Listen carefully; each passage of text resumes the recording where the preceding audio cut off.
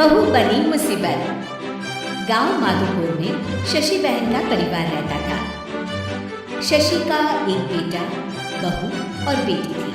पति और बेटा किसान थे जो सुबह खेत में जाते और सारा दिन मेहनत के बाद शाम को घर लौटते।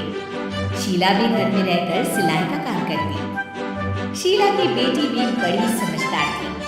वो घर के काम में माँ का हाथ बटाती। लेकिन बहू का हाल निराला था। वो काम कम और मिन में ज्यादा निकालती, जिससे शशि और उसकी बेटी काफी परेशान रहती। एक दिन, माँ ये क्या है? ओहो, जितना बोलो लेकिन आप लोगों को तो कुछ समझ में ही नहीं आता। भाभी क्या हुआ?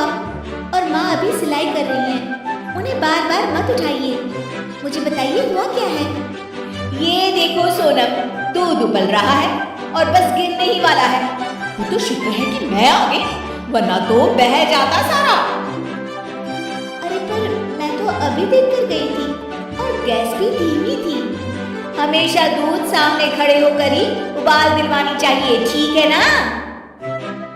सोनम को मेघा की बात पर गुस्सा आ जाता है, लेकिन क्लेश ना हो ये सोचकर वो चुपचाप वहां से चली जाती है और सोचती है कि वो कैसे मेघा को सबक सिखाए।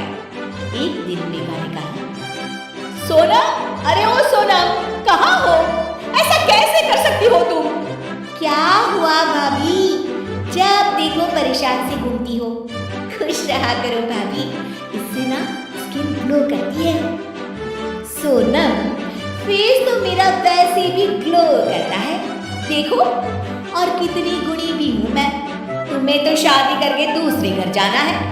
देखो जरा, देखो अपने कमरे का हाल देखो, सारा संतरे का छिलका जमीन पर फैला है। अरे ससुराल में ऐसे ही रहोगी क्या? भाभी करना ही क्या है, वहीं पड़े पड़े सूख जाएंगे, फिर पीस कर पैक बना लेंगे। आप भी ना भाभी, चिल करो। मेघा गुस्से से वहां से निकल जाती है। हर बात पर मीन करने वाली मेघा एक दिन फिर चिल्लाने लगती है, माँ, अरे माँ सुनो तो जरा। अब क्या हुआ मेघा, क्यों चिल्ला रही हो? माँ ये देखो, देखो जरा, ये कांच का कटोरा जिसे टेबल के किनारे रखा है। अरे किसी का एक हाथ लगेगा और ये गिरकर टूट जाएगा। तभी मेघा के कमरे से कुछ गिरने की आवाज आती है। वो भागकर कमरे में जाती है, जहां उसके पीछे शशि भी आ जाती है। मेघा के कमरे में उसका शीशा गिर जाता है। लगता है बहू, तुमने अपना शीशा कोने में रखा होगा, तभी गिर गया। जरा दूसरों को सीख देने से पहले खुद भी अमल कर लिया करो। वहीं कमरे में पर्दे के पीछे छिपी सोनम हंस रही होती है। मेघा काफी परेशान रहती है कि उसके साथ ये क्या हो रहा है। वो सोचती है कि कैसे वो अपनी सास और ननद के सामने खुद को होशियार साबित करे। एक दिन मेघा सोनम से कहती है, सोनम, आज ना मैं तुम लोगों को चाइनीज बनाकर खिलाती हूँ। देखना मैं कितना अच्छा खाना बना लेती हूँ। फिर तुम भी ना ससुराल जाकर वैसा ही खाना बनाना और सबका दिल जीत लेना। मेघा किचन में जाती है। घर पर आज सभी मौजूद हैं, तो वो लोग भी मेघा के हाथ के खाने का इंतजार करते हैं।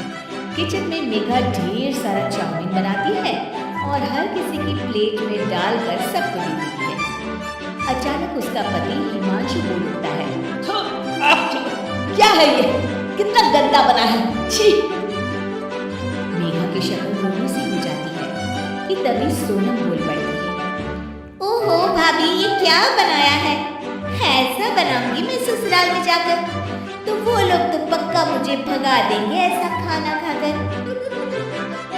पूरा घर हंसने लगता है।